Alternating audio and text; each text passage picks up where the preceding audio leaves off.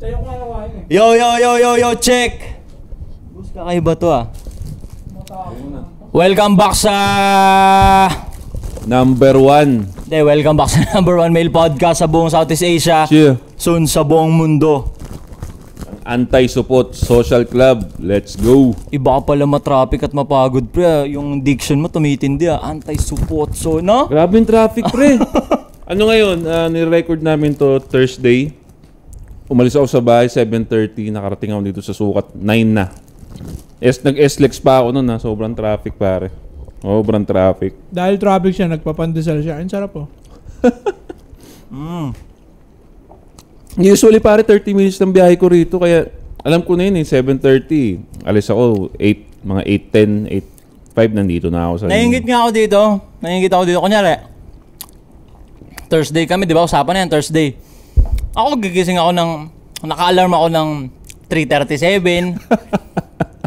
Tapos naggagayak na ako 4. Tapos tinitignan ko ng GC, hindi pa nagchat ng OTW si 8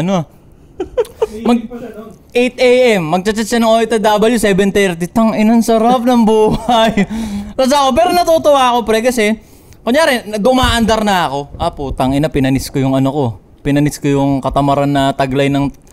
Kasi lahat ng tao para sa akin, meron at meron. Ng normal na tao, pare. Para sa akin, hindi nawawala yun, pre. Yung katamaran ng tao. Na ano mo lang siya, kaya mo lang siyang sakupin.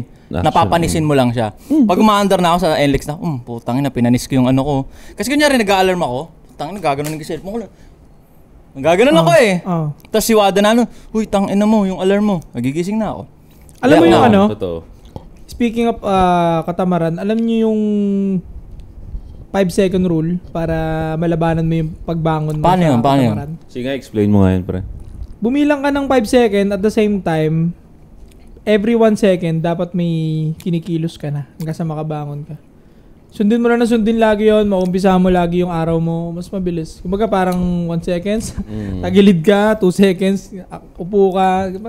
Basta buong 5 seconds dapat may movement ka. Pagka mahirap lang naman yung pagbangon at paggising at pagkilos sa mga kagaya natin na parang nagsusurvive yung parang tumatagos.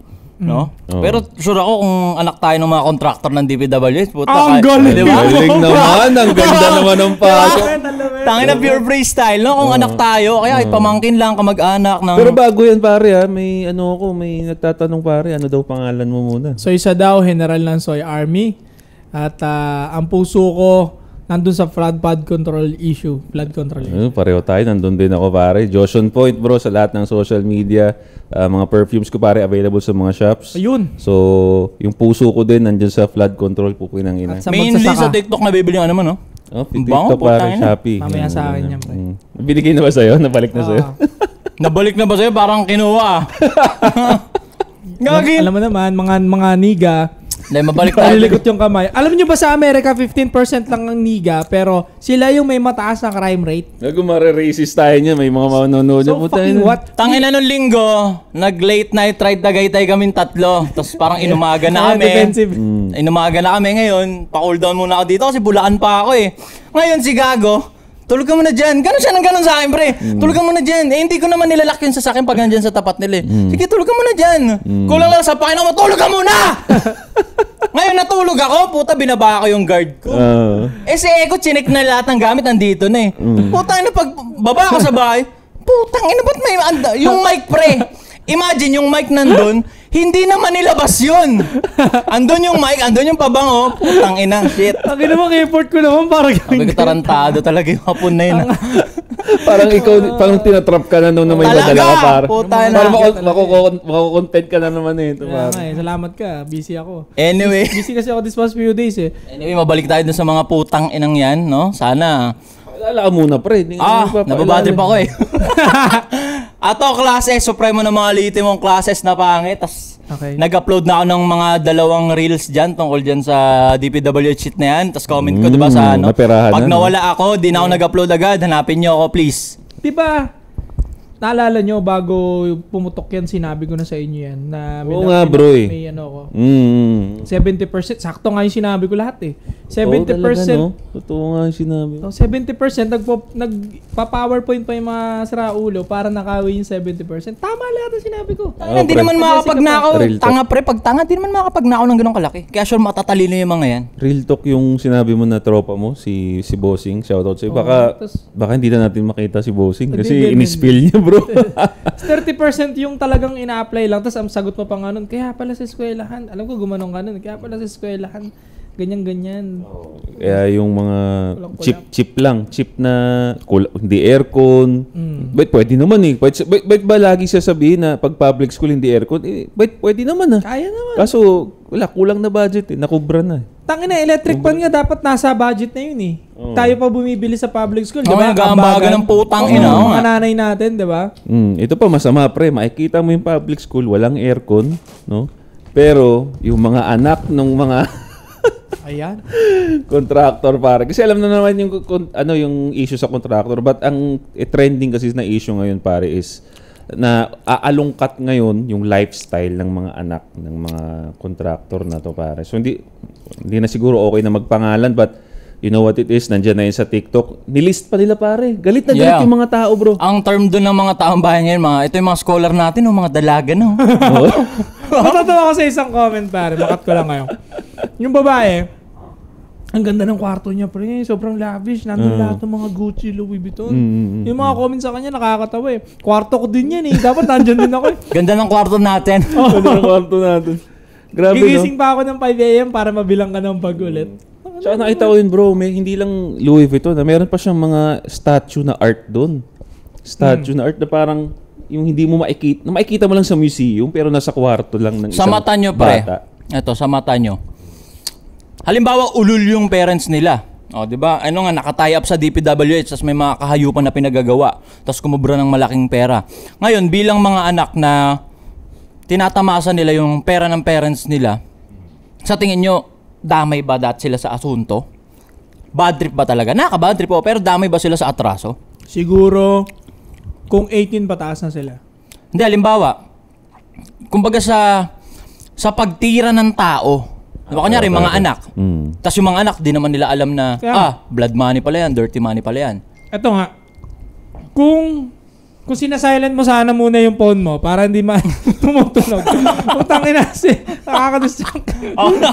So going back, kaya nga sabi ko, kung ADHD? 18 na sila pataas, alaga, Anong bag 18 pataas? kasi pare, 18 pataas, I would say mature enough para ma-figure out mo na there's something wrong, na yung nanay tatay mo, wala namang ganitong business, wala namang ganyang business.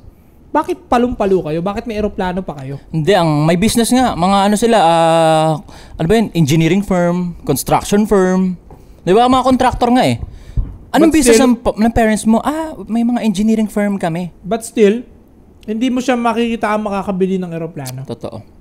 Pare, kahit sabihin mo may 10 hardware ka, hindi ka makakabili ng eroplano. Sila may eroplano eh. No, pare. Ibang level Diba? para sa akin yung eroplano, bro. Yeah. Tapos meron silang mga expensive cars, luxury cars. Putang ina nga nun, parang kinalkyo, yung kada nagpe-flex siya, parang kulang-kulang 500 million eh, yung Putang parada, yung isang parking pa lang yun. Yun daw yung mga pang PSG nila. Paano pa yung hindi pang PSG? Yeah. Grabe. Ano yung negosyo mo? Telstra? O yan, ano yung hardware mo? Ace? Pucha, ganun. Baka nga kahit yung may-ari ng Ace Hardware, hindi afford yung nagagawa Para nila. maglustay ka ng 500 million sa sasakyan, no? So, alam mong may kahayupan na talaga. Sasakyan pa lang. Paano yung bahay? Hindi mo binilang yung property. Oh, yung pre. condo. Tangin na, sure may mga hala-halaman yun doon. Parang na 3 garahe pa million. nga lang yun eh. Oh, garahe lang. Garahe pa lang yun. So, tatapusin ko lang yung insight ko muna. No? So, kaya ako sinabing 18 kasi at least matured enough ka na para bigyan ka namin ng depression. At the same time, yung video nga, di ba? Alam niya na yun na may mali. Pero ako kasi, kung 17 pa baba, masyado pang bata yun, hindi niya pa siguro na-figure out. Baka focus pa siya sa school. Pero kung 18 na siya, 25 years old na siya, mayabang pa siya sa social media, she knows. Para she knows. Alam niya ginagawa niya. Yan yung parang take ko din doon. Pero para sa akin kasi pare, kasi ayaw natin, kasi bilang tayo nasa social media tayo, di ba? Trabaho natin yung social media. Ayaw natin hanggat maaari na madamay yung family natin kung ano man yung ginawa natin, di ba? Yeah. Nandun din yung mindset ko bro na hanggat maaari kung sino lang yung may kasalanan, yun lang ang batikusin. Yung mga walang alam or kamag-anak, anak, hanggat maaari, wag madamay. But, nandun yung but ko na, piko na kasi yung mga tao, pre. Alam mo yung punong-puno na yung mga tao na, tangina, kahit anong sigaw namin dito, wala namang nangyayari. Sino bang kailangan naming masisi dito? Well, sino pa ba? Yung abot kamay nila, yung may social media, which is yung mga anak nila. Ay, oo nga, ang galing. Diba? So, dapat ba silang mabatikos? Hindi. But sino ba yung abot kaya ng mga mamamayan? Dahil nga may internet ngayon, sino yung pagbubuntungan nila ng galit nila? Kaya sa mga anak yung sumalo. Oo eh. Doon ngayon lalabas ang question ko sa inyo, pare. Kung sabihin natin, regardless kung alam mo o hindi, meron kang ganitong klase ng lifestyle, pare. If-flex mo ba siya katulad nung ginagawa nila? Kasi pare, yung mga anak na yon na binabatikos ngayon, pare, grabe mag-flex sa social media, Yun pare. nga, Tangina nakakaya. pa Europe, no?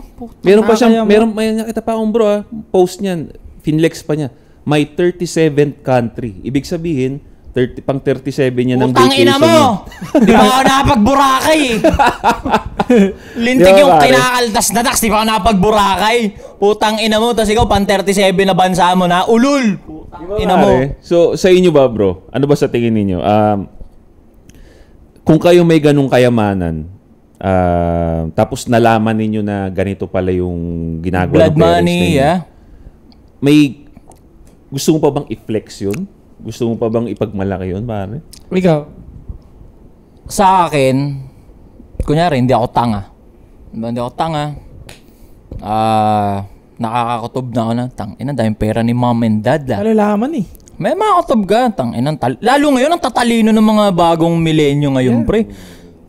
May kakaiba silang ginagawa. Tsaka laging may katawagan si daddy, so ang dami namin pera. Ako hanggat maaari, low-key ako nun. Low-key ako nun, kung sakali. Hindi ako magpe-flex ng ganun.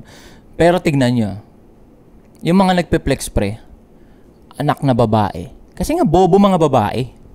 Misogynist ang puta. Actually, bro, actually, pare. Ang ina yung nag-flex nung 40 sa sasakyan, asawang babae. Actually. Yung lalaki nakaganon lang. Actually. Di ba? Actually. Hindi, bro, ayoko sanang mapasok May yan. point. Pero, may pattern kasi, Brad. Kaya doon Putang na inang yung pumasok. bobobo nyo! Naalala ko nga yung sinabi nito last time sa yung last episode natin. Sabi niya, yung babae ay taga-extract ng resources. Sabi ko, Actually. ayun na. Ayun na. Sure, nakaganon yung asawa nun. Sir, hindi lang, yung asawang lalaki, hindi lang pumapalag, pero nakaganon yun, no? Tang ina neto, daldal. Kasi nanay ko at lola ko mayabang din eh. Especially pag may bagong bili silang mga furniture. Tapos yung tatay mo, puting t-shirt lang, nakamaong, may susi dito, tapos low-key lang, di ba? Andun lang sa gilid. Akala mo magde-derby, Di magsasabong. ba? Akala mo nga walang pera eh. Pero yung babae talaga yung, tangina tamo, lason talaga babae. Kaya relate ako Tangina. eh. Relate ako kasi yung nanay ko at yung lola ko, pareha sila talaga pag may bagong biling aparador. Halika day, pasok ka day. Talagang ganun. Pasok ka day, tignan mo to day. So makakakwentuhan sa labas, no? May papapasukin niya, pagyayabang niya, tapos kahit hindi tinatanong na, ang ganda, ganyan, sasabihin niya, dito ko binili yan, ganito presyo niyan. Ito pa. O sige, punta tayo dyan sa Charot usapin ka na na yan. Sa pamilya rin. For example, kunyari, meron kang sa mga teleserye din, pinapakita din to or na-experience din yan. Ang mata pobre yung babae, yung biyanan eh. Tama. Di ba biyanan ang Totoo. tawag doon sa ano? Siya ang mata pobre talaga eh. Parang, Yung babae. Oo, yung asawang babae. Oo. Siya talaga yung mata Totoo. pobre. Yun Diba? yung ulul. Tamo, sure Hindi ka ako. mapanood ng biyanan mo. Sure ako. hindi gano'n ha. Kasi kaya nga pinakasalan ko yung yung asawa ko kasi Totoo. hindi sila gano'n Totoo. pare. So hindi. Tangin na pre. Okay. Okay. Pero maraming gano'n bro. Maraming gano'n pare. Pero Medyo dark pero sure. Dahil matalino nga para makapagnakaw nung gano'n na bilyon-bilyon. mayayari pa ako. Kasi, paano pag nanonood pala yung Putang ina biyanan nito mo? ni Joshua. Ganto pala tingin sa atin nito Joshua.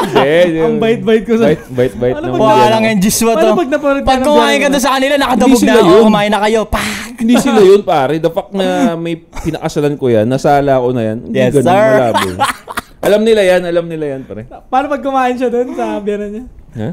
Pag nakadabog na. Saan galing? Tapos pag tumiting ka, iniirapan ka, ano biyanan mo? Hindi ba? Ito pare kasi ano lang ha, share ko yung experience ko bro ha. sa isang tropa ko to, bro. Sa isang tropa ko to na nung panahon na yun, sila yung mayaman, pare. Sila yung mayaman.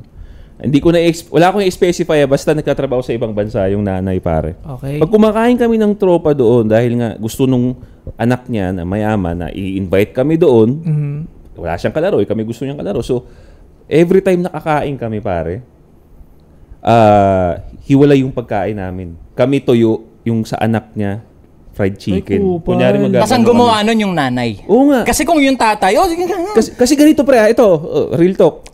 Nung yung tropa namin nahiya, dahil nga ganun yung sinerve sa amin, yung tropa namin, sinishare sa amin, hindi pre, sa inyo yan, akin na yung tuyo. Ginawa nung nanay, binalik. Binalik yung manok sa kanya. Ganun. Bata pa kami nun pare, pero ito nagbi-make sense na itong pinag-uusapan natin. Naalala ko bigla. Ganun siya ka, sa'yo.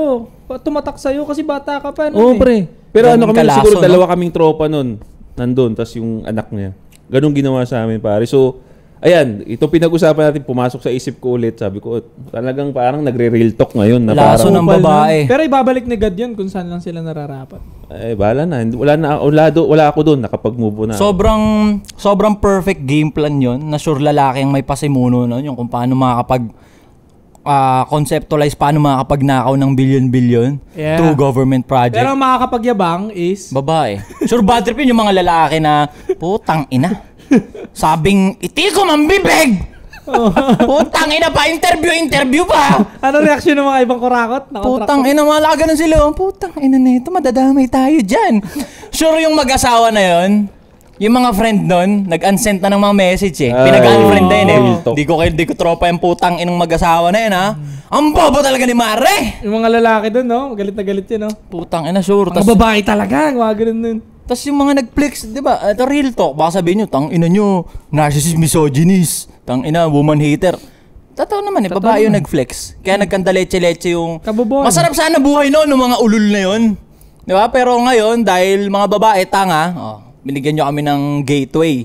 Para, tang ina, no? Kasi, nung matagal naman ng gawain yan, pare. Di ba? Yung ganyan, yung pagmukurakot sa project. 70% ko. Tangina, tinanggap na nga natin yung pre. Hindi na nga tayo maangal Matagal na yan. Pero nga lang, ang pinagkaiba nga lang kasi ngayon, hindi siya masilip or hindi siya ma-justify kasi wala namang social media. Wala kang way para maipagyabang. Ang nakakaalam lang nung mga kotse nila, yung mga katrabaho nila, mga amiga nila. Hindi puputok. Di puputok. 30 cars a day ang ginagamit, Teknota. Diba? Actively. Yan ang isa sa mga problema kaya kung alam nyo na yung trabaho ninyong hindi okay, ba't nagso-social media pa kasi kayo? Yung social media, gamit yan ng isang normal na tao, hindi gamit yan ng mga hindi naman sila normal Hindi sila normal. Hindi normal. Babae nga ni. Putang ina Ang gara, no?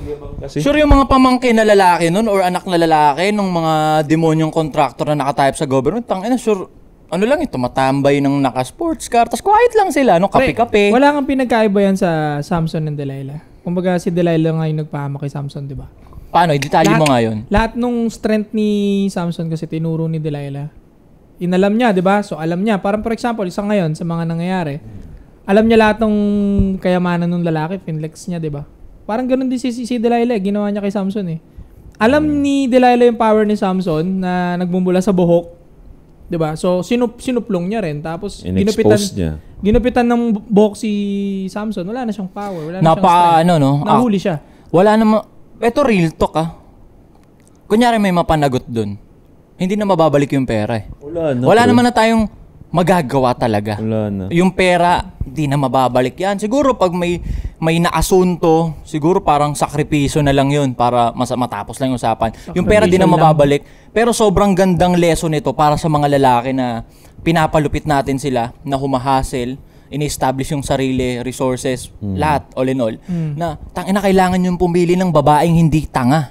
Kasi yung babaeng tanga yung sa inyo Diba? Totoo pre, totoo yun.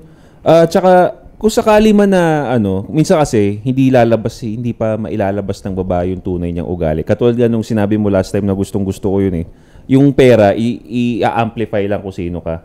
Tumatak sa akin yun kasi baka naman kasi ngayon wala pa kayo, okay pa yung ugali ng babae, tas ngayon yumaman ka, nakikita mo na parang nagiging arrogante. Pag ganun, i-check nyo kagad. Kunyari pagka nakapapansin nyo na madalas ganun may mga chismisan nga rin ako na hahagilap sa mga kamag-anak na nung yumaman yung lalaki, yung amiga dahil nga yumaman siya, marami siyang pera pambili ng mga ganito, nagiging kaaway yung mga kamag-anak kasi nagyayabangan na sila. Yung mga Totoo babae, naman. nagyayabangan. So, madalas to ang away ng pamilya, nagmumula sa babae dahil nagyayabangan eh. Di ba? Tama ba? O, na-experience Agree niyo ako yun? kasi sa pamilya namin, kahit mapanood nila to, alam naman nila yun. Ang mga babae doon na nagpapagulo, ang mga lalaki doon, diba, magkakaaway yung mga babae. Yung mga lalaki doon sa amin, nagiinuman pa. Totoo. Yung mga pinsan ko, mga tito ko. Yeah. Hindi mo pansinin yung puro ganun lang sila. tas Away nila yan. nagja-jamming. Away nila. Labas tayo dyan. Pero yung mga babae kasi, yung bulong nila yung delikado. Yung madami silang nasisilip, madami silang bulong na pandemonyo. Ang lakas nila bumulong demonyo, pre. Parang, tignan mo si ano, di ba may utang sa'yo yan? O bumili na naman ng ganito. Pukinang ina, di ba ganon? Talaga, hindi inuna magbayad sa'yo. Putang ina, grabe. Kaya pag ganyan, nakita nyo yung babae nyo na ganyan, napapansin ninyo maraming kaaway na mga friends niya dati na nagiging kaaway niya, i-check nyo, sabihin niyo, huwag nyo kampihan kaagad yung misis ninyo kasi, tangina, lalalayan, sabihin niyo, ano ba problema kasi? Bakit inaano-ano mo rin? Bilang Mapalaki lalaki. ang misis mo dyan. Yun. Bilang lalaki, pag tinolerate nila yung katangahan ng babae nila habang mag-girlfriend pa lang sila, bilang lalaki, kayo din yung mapupurnada doon. Oo. Kaya pag nakikita nyo, parang lumalaki yung ulo, kayo yung mission nyo para putukin yun. Kasi pag lumaki yan, sa mukha nyo rin sasabog yan eh. Parang si Samson and Delilah nga. Parang ganun pa rin yung story. Babalik ko pa rin doon. Doon Ginamitan kasi siya ng feminine sobra ni Delilah. Hanggang sa napalambot si Samson. Kinain yung puwet, sure. Tapos tinuro. Malamang yun. After that, tinuro niya yung yung kahinaan niya. Kung saan nagmumula yung power niya. Sa ngayon, parang ganito yan eh. Tinuro mo kasi kung saan nagmumula yung kayamanan mo, yung pera mo. Yung mga expensive car mo, tinuro mo rin sa kanya. Sinabi mo sa kanya. Ay ba, ganun nangyari, di ba? Yeah. Pinagkalulo rin ng babae. Hindi naman niya gusto, pero tanga nga eh. Pero balik nga tayo dun, pare. Sa tingin ninyo, justified yung pambaba sa kanila? Sa bata? Yeah. Sa mga bata? Alam nila yon kasi yung mga binabash na influencer na anak ng mga yon, matatanda na pre. Mga mid-20s na. So totoo. para sa akin, Gets hindi nila. ka ba nagtataka? May hardware nga papa mo, pero ba't kayo may aeroplano? Ba't kayo may 30 luxury cars? Yeah. Hindi nga kayang bilhin sa Pilipinas yung ibang cars nila, pre. Pare, hindi. Oo. No, pinaship pa daw mula, putang. Oo, doble ang tax nun pag galing sa ibang bansa malaki. Malaking-malaki. Nagugulat ngayon itong mga girls. Mga girls din nila, mga fans din nilang girls ang nambaba sa kanila. Because, syempre, sino bang mahilig din manood ng mga ganong klaseng lifestyle? Sila rin. Hindi ko nga alam yun eh. Kaya nga, nagugulat nga lang din ako eh. Oo nga, no? Babae din na sumisira. Oo. Kayo yung mahilig kasi sa ganyang mga lifestyle. Madalas ko nang sinasabi to pare sa mga videos ko. Matagal na. Sabi ko sa mga followers ko. Hindi ka nainggit sila. Pwedeng ganun eh. Sabi ko iwasan ninyo manood ng mga ganitong klaseng mga videos, mga lifestyle na ganyan kasi magiging perspective niyo dapat deserve ko rin to eh. Totoo. Dapat hindi pinaghihirapan kasi yun. Iyan ang hilig nila. Pinayaman niyo yan, pinasikat niyo. Kayo rin may kasalanan yan. Totoo. Oh, ngayon galit kayo, nalaman niyo pera niyo pala yan. Oh. Di ba? Kasi hindi kami nanonood ng ganun. Di nga namin kilala yun. Ang pinapanood namin yung mga taong nagmo-motivate. Paano namin makuha yun? Hindi namin pinapanood yung mga tao lang na nagfi-flex nung meron sila nito. Di ba? Hindi. Malabo. So, again, kayo lang din yan. Ano ba to? Parang hindi rin natin ma-move yung babae. Parang bobo talaga sila, no? Paano Grabe kaya ka, misogynist ka, pre. paano kaya natututo ang babae? Ako sabi ko nga, hayaan mong realidad ng bumatok sa lahat. Lalaki mo pa babae. Kaya most of the time pare dahil tayo mga lalaki, maaga tayong nababatukan, maaga tayong nagmamature. Yeah. Sila, late na. Yan na, tignan mo. Anong edad na silang nababatukan? Mga 30 plus na sila. Wala na. Tapos hindi nga sila nababatukan eh. Nahampas lang sila ng edits sa mukha. Yun. Tapos, Mataas yung body count. Beneficial. No, napapacked up yung soul. ako kasi tingin ko talagang gano'n na talaga sila nilikha. Kaya nga dapat may gabay ng lalaki palagi. Totoo. So, I think talagang given na yan, hindi na talaga matututo yung mga babae. Madalas, maraming pagkakamali talaga silang magagawa. No? At yun lang, siguro kung gusto nila talagang maitama sila palagi, dapat may gabay sila ng utak ng lalaki. Lalaking lalaking alam mo yung iniisip. Oo, lalaking hindi ulol, lalaking ang pinapanood, anti-support social club, hindi Yun. kung ano-anong dyan na soft boy sa TikTok. Kaya nga pag nilabas na namin itong merch, Tapos nakita mo yung lalaki nakaganito, dapat tang shotain mo. Kasi hindi naman to basta-basta masosot na kung sino-sino lang. Correct. At alam mong nanonood siya talaga nito at alam niya yung tamang desisyon sa buhay, malaki tsansa. So, isa ring green flag yun pag nakasuot ng ganito, di ba? Tapos wala, ano talaga to, kumbaga ang daming ng inquiries kung pera-pera lang tayo. Iano natin di ba? Ang daming pera, inquiries, pera, di ba? Andiyan na sila, benta mo yan, pero hindi. Hindi namin sisirain yung imahe namin na makikita mong suot to ng kung sino lang. Yeah. Diba? Basta, hindi namin i-explain basta kung sino yung karapat dapat siya makapagsuot. Parang ganun. Kung sino yung nag-aaral lang gusto malalaman to. Pero pag wala, tatanga-tanga ka. Hindi mo talaga ito madidiscover. Ano't ibash nyo lang ng ibash yung mga anak nila dyan sa Para sa akin. pero sa'yo pare justified yung kasi sinabi na nisa daw yung kanya. Sa'yo justified na pre. iba sila. Sakto lang. Kasi, Sakto lang. konektado yun sa pamilya Diba? Masira yung mental health ng mga anak. So be it. Ito last na take na to, mabilis lang. Gusto ko talaga i-shame nyo ng sagad. Kung bullying, i-bully nyo ng sagad yung mga ganyan. Para to the point na hindi na pamarisan. Kasi lagi ko nga nilalaban, bullying is good. Yeah. If you will gonna use it in the right. Katulad nito, di ba? Sinishame nyo yung ganyan, binubully nyo yung ganyan, magdadalawang isip yung ibang tao kahit papano. Para mauga yung parents din nila. Oo. Na-fucked up na yung pamumuhay ng mga anak ko dahil sa kahayupan ko. Oo. O kung may makakapanood nito, tapos ka-talking stage nyo yung isa dun sa mga scholar natin, putang ina, i-ghost nyo, bang-bangin nyo, i-ghost nyo, sirain nyo yung mental health. Oo. I-shame nyo yan, bulihin nyo Ngayon, sagad. mauubos yung pera nila, kaka-medication, sobrang dark, pero wala tayong magagawa kasi, pera natin yun Tangina, nakaka-bad trip So yun, talagang ayaw natin sana mangyari yun, pero dahil sa inis ng sambayan ng Pilipino na biruin mo, pinaghirapan namin yan. Tangina. Kami nga hindi kami makabili ng ganyan, tapos Talaga. sila sobra-sobra. So, Tangina nyo. Kung morals ng pag-uusapan natin dito, mas Moral malala sa ulul. kanila. Di ba? Mas malala yung ginawa nila. Tayo nga, Tangina nyo. willing tayo magbayad ng tax Sila gagastusin nila yung tax dyan, natin. So, ba't kayo ganyan? Anong pinagkaiba nyo sa kanila? Di pare-pares kayo masama. Talaga! Putangina mo. so yun pare, no? Ano masasabi ninyo? Justified ba? Kayo mag-explain pare sa comment section. Justified ba yung pambabash sa mga or hayaan na lang sila? Leave a comment down below pare kung anong masasabi ninyo. Don't forget to subscribe, hit the bell para notify kayo sa mga bago naming videos. This is Anti-Support Social Club. We'll be right back. May linya ka na, pre. Di ba may linya kami dalawa sa umpisa? Sakto lang. Ang